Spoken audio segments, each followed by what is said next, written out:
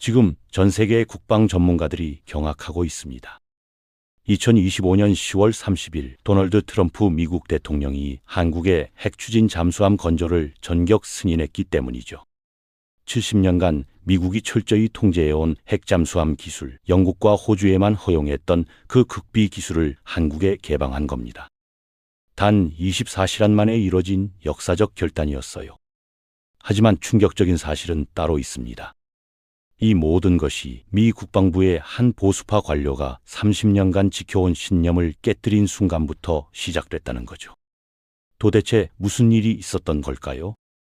안녕하세요. 저는 제임스 맥도널드입니다. 미 국방부 해군 핵추진 프로그램 부국장이죠. 2025년 10월 28일 저는 버지니아주 펜타곤 지하 3층 사무실에 앉아 있었습니다. 창문 하나 없는 이 공간에서 저는 30년을 보냈어요.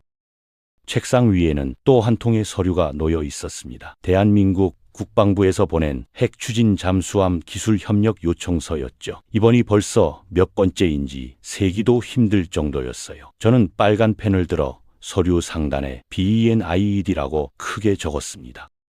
30년간 제가 지켜온 원칙은 단순했어요. 핵추진 기술은 미국의 최고 기밀이며 오커스 회원국인 미국, 영국, 호주만이 이를 공유할 자격이 있다는 것이었죠. 제 옆에 앉은 부하 직원 마크가 조심스럽게 물었습니다. 한국이 이번엔 상당히 구체적인 제안을 했고 필라델피아 조선소 활용만까지 포함되어 있다고요. 저는 고개를 저었어요. 마크의 말은 틀리지 않았습니다. 한국이 지난해 인수한 필리 조선소가 최근 좋은 성과를 내고 있다는 보고는 저도 받았거든요. 하지만 그게 뭐가 중요합니까? 조선소 하나 잘 운영한다고 해서 핵추진 시스템을 다룰 수 있는 건 아니에요. 저는 마크에게 말했습니다. 기술 이전은 단순히 능력의 문제가 아니네. 신뢰와 전략적 필요성의 문제지. 한국은 아직 준비되지 않았어. 사실 제 마음속 깊은 곳에는 다른 생각도 있었어요. 2016년 오커스 협정을 위해 호주와 협상할 때가 떠올랐습니다. 그때 제가 얼마나 많은 밤을 새웠는지 아십니까? 미 의회를 설득하고 안보 검토를 통과시키고 기술 유출 방지 장치를 마련하는데 3년이 걸렸죠. 그런데 한국에게도 같은 과정을 거쳐야 한다면 제 남은 공직 생활로는 부족할 겁니다. 저는 서류를 서랍에 넣으며 중얼거렸어요. 오커스면 충분해. 더 이상 확대할 필요 없어. 그날 오후 저는 국무부의 리처드 톰슨 차관보와 점심을 함께 했습니다. 리처드는 저보다 4살 많은 62살로 핵비확산이 삶의 목표인 사람이었죠. 저희는 펜타곤 근처 레스토랑에서 샌드위치를 먹으며 이야기를 나눴어요. 리처드가 물었습니다. 또 한국에서 요청 들어왔냐고요? 저는 고개를 끄덕이며 당연히 거절했다고 말했습니다. 우리가 지금까지 지켜온 원칙을 왜 깨야 하냐고요? 리처드가 만족스러운 표정을 지었습니다. 잘했다고. 핵기술은 한번 퍼지면 돌이킬 수 없다고 말했어요. 한국이 받으면 일본도 달라고 할 거고 그 다음엔 누가 또 올지 모른다고요. 저는 동의했습니다. 리처드의 말이 맞았거든요. 저희는 문지기였어요. 세계에서 가장 위험한 기술의 문을 지키는 사람들이었죠. 그 문을 함부로 열 수는 없었습니다. 그날 저녁 집으로 돌아가는 차 안에서 저는 라디오 뉴스를 들었습니다. 아나운서가 말했어요. 내일 경주에서 열리는 에이펙 정상회담에서 한미 정상회담이 예정되어 있다고요. 저는 별 생각 없이 라디오를 껐어요. 정상회담이야 늘 있는 일이니까요. 설마 핵잠수함 이야기가 나올 거라곤 상상도 못했습니다. 다음 날 아침 저는 평소처럼 사무실에 출근했습니다. 커피를 마시며 일과를 시작하려던 순간 제 휴대전화가 미친 듯이 울리기 시작했습니다. 국방부 장관실, 백악관 안보보좌관, 국무부 동아시아 담당, 동시에 12통의 전화가 걸려왔어요. 저는 급히 첫 번째 전화를 받았습니다. 국방부 장관실의 제니퍼 실장이었죠. 그녀의 목소리는 긴장으로 떨리고 있었어요. 지금 당장 상황실로 오라고 경주에서 큰일이 터졌다고 말했습니다. 저는 뛰어서 상황실로 향했습니다. 복도를 달리는 동안 제 머릿속은 온통 의문투성이었어요. 도대체 무슨 일이 벌어진 거죠? 상황실에 들어서자 거대한 스크린에 경주 정상회담 현장이 생중계되고 있었습니다. 이재명 대한민국 대통령과 도널드 트럼프 미국 대통령이 나란히 앉아 있었어요. 그리고 그 순간 저는 제 귀를 의심했습니다. 이재명 대통령이 전 세계 언론 앞에서 직접적으로 요청하고 있었거든요. 핵추진 잠수함의 연료를 공급받을 수 있도록 결단해달라고요. 상황실이 순식간에 술렁거렸습니다. 저는 멍하니 스크린을 바라봤어요. 공개석상에서 이렇게 직접적으로 외교 채널도 거치지 않고 제 옆에 서 있던 리처드 톰슨이 제 어깨를 움켜잡았습니다. 이건 미쳤다고, 공개적으로 압박하는 거라고, 트럼프 대통령이 거절하기 어렵게 만드는 전략이라고 말했어요. 저는 이를 악물었습니다. 한국이 이렇게 나올 줄은 몰랐어요. 조용히 외교 채널로 요청하는 게 아니라 전 세계가 지켜보는 자리에서 공개 요청을 한 겁니다. 스크린 속 트럼프 대통령은 잠시 멈칫했지만 곧 미소를 지으며 고개를 끄덕였어요. 한국의 필요성에 대해 잘 알고 있다고, 진지하게 검토하겠다고 말했습니다. 상황실의 모든 사람이 저를 쳐다봤습니다. 핵추진 프로그램 책임자인 제가 뭔가 말해야 했죠. 저는 천천히 입을 열었습니다. 대통령께서 무슨 생각이신지 모르겠습니다. 이건 단순히 승인 하나로 끝나는 문제가 아닙니다. 리처드가 제 말에 힘을 실어줬어요. 한미 원자력 협정 개정, 의회 승인, 기술 이전 프로토콜, 최소 5년은 걸리는 일이라고요. 하지만 저는 불안했습니다. 트럼프 대통령은 때때로 전통적인 절차를 무시하고 직관적으로 결정을 내리는 분이었거든요. 제니퍼 실장이 회의를 소집했습니다. 백악관에서 오늘 밤 긴급 안보 회의를 열 예정이니 국방부 입장을 정리해야 한다고 말했어요. 저는 즉시 준비에 들어갔습니다. 리처드와 함께 반대 논리를 체계적으로 정리하기 시작했죠. 오후 3시 저는 65페이지 분량의 반대 보고서를 완성했어요. 제목은 이렇게 붙였습니다. 한국 핵추진 잠수함 승인의 전략적 위험성 분석, 핵 확산 위험, 중국의 반발, 기술 유출 가능성, 일본의 연쇄 요구. 제가 30년간 쌓아온 모든 논거를 동원했습니다. 이 보고서면 충분할 거라고 생각했죠. 하지만 저는 몰랐습니다. 이미 다른 곳에서는 전혀 다른 이야기가 진행되고 있었다는 걸요. 그날 밤 11시 저는 아직도 사무실에 남아 있었습니다. 책상 위에는 백악관 안보회의 준비 자료가 산더미처럼 쌓여 있었죠. 제 이메일 수신함에 새로운 메일 하나가 도착했어요. 발신자는 해군 조선 담당 부서였고 제목은 간단했습니다. 필라델피아 조선소 분기 보고서. 저는 무심코 파일을 열었습니다. 그런데 첫 페이지를 보는 순간 제 손이 멈췄어요. 한화오션이 필리조선소를 인수한 지 10개월 만에 생산성이 40% 증가했다는 내용이었습니다. 납기 준수율은 95%로 상승했고 미 해군 수송함 3척을 예정보다 2달 앞당겨 완공했다고 적혀 있었어요. 저는 보고서를 계속 넘겼습니다. 더 놀라운 내용이 있었죠. 트럼프 행정부가 추진하는 마스가 프로젝트, 즉 미국 조선업을 다시 위대하게 계획의 핵심 파트너로 필리조선소가 선정되었다는 겁니다. 하나는 추가로 50억 달러, 우리 돈으로 7조 원을 투자하기로 약속했다고 나와 있었어요. 제 전화기가 울렸습니다. 미국 전략국제문제연구소의 엘렌 김 박사였어요. 엘렌은 45살의 한국계 미국인으로 한반도 전문가 중에서도 가장 뛰어난 분석가였죠. 밤늦은 시간에 전화한 이유가 뭘까요? 엘렌이 급한 목소리로 말했습니다. 지금 당장 만나야 한다고. 제임스가 꼭 알아야 할 정보가 있다고요. 30분 후 저는 워싱턴 DC의 한 카페에서 엘렌을 만났습니다. 그녀는 노트북을 펼치며 화면을 제게 보여줬어요. 중국 상무부 공식 웹사이트였습니다. 엘렌이 설명했습니다. 중국이 일주일 전에 필리조선소를 포함한 한화오션의 미국 자회사 5곳을 제재 명단에 올렸다고요. 이유는 단 하나, 한국이 미국과 군사협력을 강화하고 있다는 것이었습니다. 저는 화면을 응시했습니다. 엘렌이 말을 이었어요. 중국은 이미 한국을 1순위 견제 대상으로 보고 있다고, 한국의 조선 기술과 미국의 군사력이 결합하는 것을 가장 두려워한다고 말했습니다. 엘렌은 조용히 말했습니다. 제임스, 우리가 한국에 핵잠수함 기술을 주지 않는다고 해서 중국이 안심할까요? 아니에요. 중국은 이미 한국을 적으로 규정했습니다. 그렇다면 우리는 선택해야 해요. 한국을 진짜 동맹으로 만들 건지 아니면 중국의 압박에 혼자 맞서게 할 건지. 저는 말문이 막혔습니다. 엘렌의 논리는 제가 생각해 본 적 없는 관점이었거든요. 엘렌은 또 다른 자료를 꺼냈어요. 인도 태평양 전략 분석 보고서였습니다. 한국 없이는 중국 견제가 불가능하다는 내용이 빼곡히 적혀 있었어요. 한국은 세계 1위 조선 강국이고 반도체와 배터리 기술도 최고 수준이며 지리적으로도 중국을 압박할 수 있는 최적의 위치에 있다고 나와 있었습니다. 저는 집으로 돌아가는 차 안에서 계속 생각에 잠겼습니다. 제가 30년간 지켜온 원칙이 정말 옳은 걸까요? 오커스만으로 충분하다는 제 믿음이 혹시 낡은 편견은 아닐까요? 그날 밤 저는 잠을 이루지 못했습니다. 10월 29일 밤 10시 백악관 상황실에는 긴장감이 가득했습니다. 국방부 장관, 국무장관, 국가안보보좌관, 그리고 저와 리처드가 긴 테이블에 둘러앉아 있었어요. 스크린에는 경주에 있는 트럼프 대통령이 화상으로 연결되어 있었습니다. 대통령의 첫마디는 간단했어요. 한국의 요청을 진지하게 검토하라고, 가능성을 열어두고 접근하라고 지시했습니다. 리처드 톰슨이 즉시 반대 의견을 제시했습니다. 핵 확산 위험성, 중국의 강력한 반발, 일본의 연쇄 요구 가능성. 그는 준비해온 논리를 조목조목 설명했어요. 리처드의 목소리는 점점 높아졌습니다. 이건 판도라의 상자를 여는 것과 같다고, 한번 열면 돌이킬 수 없다고 강조했죠. 국무장관도 리처드의 의견에 동조했습니다. 외교적 파장이 너무 크다고, 신중해야 한다고 말했어요.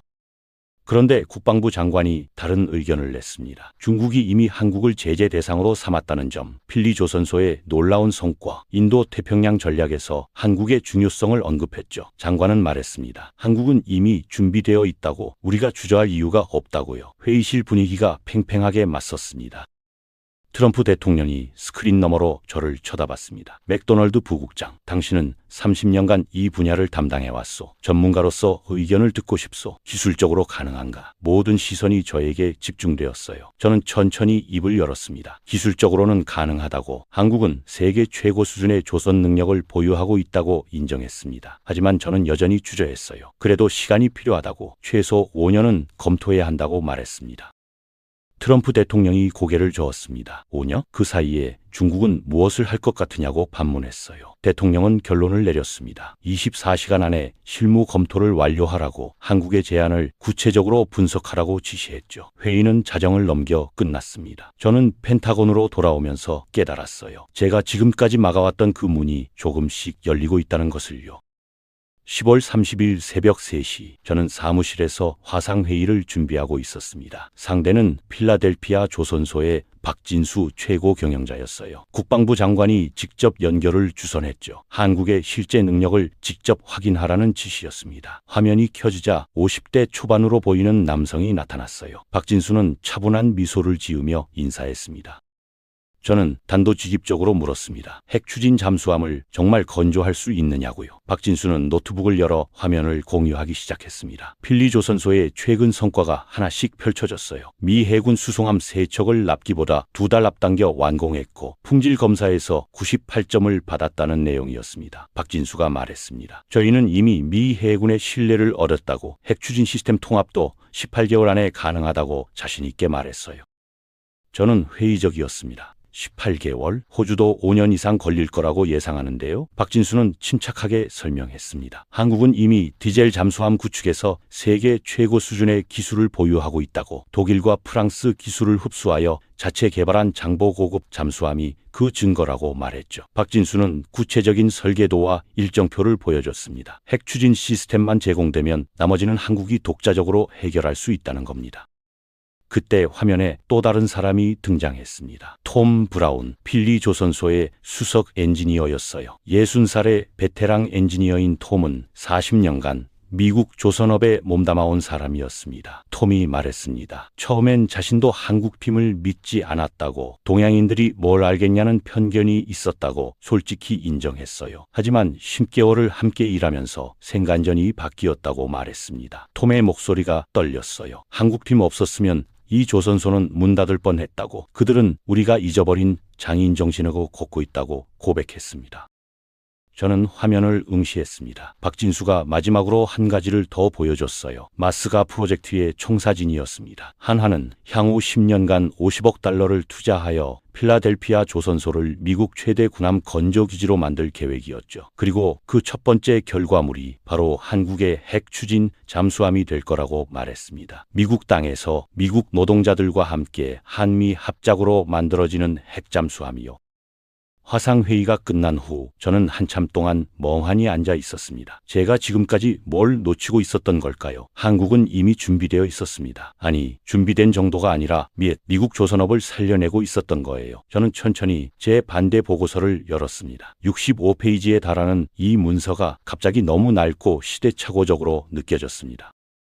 새벽 5시, 저는 커피를 한 잔 더 마시고 책상 앞에 앉았습니다. 엘렌김이 보내온 최종 분석 보고서가 화면에 떠 있었어요. 제목은 한국 핵잠수함 승인, 인도 태평양 전략의 게임 체인저였습니다. 저는 천천히 파일을 열기 시작했죠. 첫 페이지부터 충격적인 내용이 펼쳐졌습니다. 한국은 세계 1위 조선 강국이며 반도체, 배터리, 방산 기술에서 미국의 가장 중요한 파트너라고 분석하고 있었어요. 엘렌의 보고서는 냉정했습니다. 중국은 이미 한국을 적으로 규정했고 북한은 핵잠수함 개발을 진행 중이며 러시아는 북한의 기술 지원을 하고 있다는 정보까지 담겨 있었죠. 한국이 핵추진 잠수함 없이 이 위협에 대응하는 건 불가능하다고 명시되어 있었습니다. 그리고 가장 중요한 문장이 나왔어요. 미국이 한국에 핵잠수함 기술을 제공하지 않으면 한국은 독자 개발을 시도할 것이고 그 과정에서 프랑스나 영국의 기술에 의존할 가능성이 크다. 이는 한미동맹의 근본적 약화를 의미한다. 저는 화면을 멈추고 깊은 한숨을 쉬었습니다. 엘렌이 옳았어요. 제가 지켜온 건 원칙이 아니라 편견이었습니다. 오커스만 충분하다는 생각, 한국은 아직 준비되지 않았다는 믿음, 모두 제 머릿속에만 존재하는 낡은 틀이었던 거예요. 현실은 이미 변했는데 저만 과거에 갇혀 있었던 겁니다. 보고서는 계속 이어졌습니다. 한국의 핵잠수함 기술을 제공할 경우의 이점들이 나열되어 있었어요. 첫째, 중국 견제력 강화. 둘째, 미국 조선업 부활. 셋째, 한미 기술 동맹 심화. 넷째, 일본의 군사력 강화, 견제 효과. 엘렌은 마지막 문장을 이렇게 적었습니다. 한국은 우리가 선택할 수 있는 마지막 기회입니다. 이 기회를 놓치면 인도 태평양은 중국의 바다가 될 것입니다. 저는 책상에서 일어나 창문 앞으로 걸어갔습니다. 펜타곤 건물 밖으로 해가 떠오르고 있었어요. 새로운 날이 시작되고 있었죠. 저는 결심했습니다. 30년간 지켜온 신념을 버리기로요. 아니, 정확히 말하면 버리는 게 아니라 업데이트하기로 했습니다. 진정한 동맹은 의심이 아니라 신뢰 위에 세워지는 거니까요. 저는 컴퓨터 앞에 앉아 새로운 보고서를 작성하기 시작했습니다. 제목은 한국 핵추진 잠수함 승인의 전략적 필요성이었어요. 제가 65페이지에 걸쳐 반대했던 모든 논리를 뒤집었습니다. 핵 확산 위험. 한국은 핵 비확산 조약의 모범 국가입니다. 중국의 반발. 중국은 이미 한국을 제재하고 있습니다. 기술 유출. 한국의 보안 시스템은 세계 최고 수준입니다. 일본의 요구. 일본은 평화헌법이 있어 핵잠수함 보유가 불가능합니다. 오전 7시 저는 트럼프 대통령에게 직접 보고서를 전송했습니다. 그리고 한 줄의 메시지를 덧붙였어요. 카카, 한국은 준비되었습니다. 이제 우리가 결단할 시간입니다. 보내기 버튼을 누르는 순간 제 가슴이 두근거렸습니다. 30년 만에 처음 느끼는 설렘이었어요. 10월 30일 오전 10시 한국 시간으로 자정이 막 지난 시각이었습니다. 제 휴대전화가 울렸어요. 백악관이었죠. 트럼프 대통령이 제 보고서를 읽고 즉시 결정을 내렸다는 겁니다. 승인한다고요. 바로 지금 트루스 소셜에 게시할 거라고 말했습니다. 저는 급히 컴퓨터를 켜서 트럼프 대통령의 소셜미디어 계정에 접속했어요. 게시글이 올라오는 순간 저는 숨을 멈췄습니다. 한미 군사동맹은 그 어느 때보다 강력하다. 나는 한국이 현재 보유한 구식이고 기동성이 떨어지는 디젤 잠수함 대신 핵추진 잠수함을 건조할 수 있도록 승인했다. 정말 해낸 거예요. 정상회담에서 요청받은 지 정확히 24시간 만에 미국 대통령이 결단을 내린 겁니다. 70년간 미국이 철저히 지켜온 금기가 무너진 순간이었어요. 제 전화기가 폭발할 것처럼 울려댔습니다. CNN, 뉴욕타임스, 워싱턴 포스트 모든 언론이 속보를 타전하고 있었어요. 미국, 한국의 핵잠수함 기술 승인, 영국, 호주 이어 세 번째 파트너, 중국 견제 카드 꺼낸 트럼프 헤드라인이 쏟아졌습니다. 국방부 상황실은 순식간에 축제 분위기가 되었어요. 하지만 한 사람만 침묵하고 있었습니다. 리처드 톰슨이었죠. 리처드는 창밖을 바라보며 아무 말도 하지 않았습니다. 저는 그에게 다가갔어요. 리처드가 조용히 말했습니다. 자신의 30년이 한순간에 무너진 것 같다고요. 저는 리처드의 어깨에 손을 얹었습니다. 우리가 틀린 게 아니라고, 세상이 변한 거라고 말했어요. 진정한 비확산은 동맹을 강화하는 것이며 한국은 그 신뢰를 받을 자격이 있다고 설명했습니다. 리처드는 천천히 고개를 끄덕였어요. 오후 2시 저는 국방부 브리핑룸에 섰습니다. 수백 명의 기자들이 카메라를 들이대고 있었어요. 질문이 쏟아졌습니다. 정말 안전한가요? 중국은 어떻게 반응할까요? 일본도 요청하면 어떡하죠? 저는 차분하게 답변했습니다. 한국은 준비되었습니다. 세계 최고의 조선 기술 검증된 안보 시스템 그리고 70년간 이어온 한미 동맹의 신뢰가 있습니다. 이번 결정은 단순한 기술 이전이 아닙니다. 새로운 시대의 동맹 관계를 정의하는 역사적 순간입니다.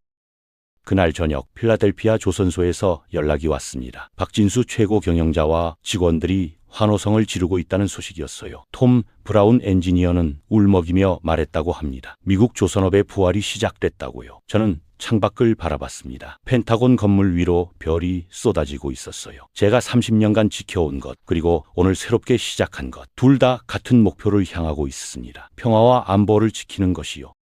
일주일 후 저는 필라델피아에 있었습니다. 직접 조선소를 방문하기로 했거든요. 박진수 최고 경영자가 공항에서 저를 맞이했어요. 그는 여전히 겸손한 미소를 짓고 있었지만 그의 눈빛은 자신감으로 빛나고 있었습니다. 조선소로 가는 차 안에서 박진수가 말했습니다. 한미 원자력 협정 개정 협상이 이미 시작됐다고, 빠르면 내년 초에 첫 번째 핵추지 시스템 통합 작업에 들어갈 수 있을 거라고 말했어요.